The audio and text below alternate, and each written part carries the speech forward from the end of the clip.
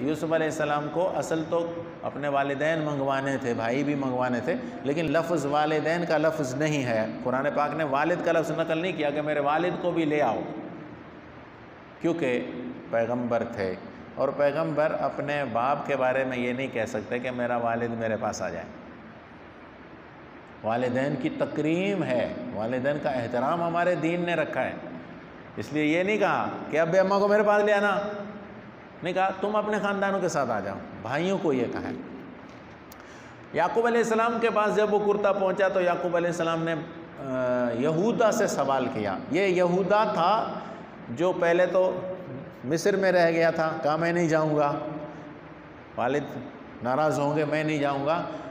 अब इसने ज़िद किया, जब कमीज़ मिली ना तो इसने कहा कुर्ता मैंने ले जाना है, क्योंकि यूसुफ का कुर्ता भी मैं ले गया था अब्बा जान के पास।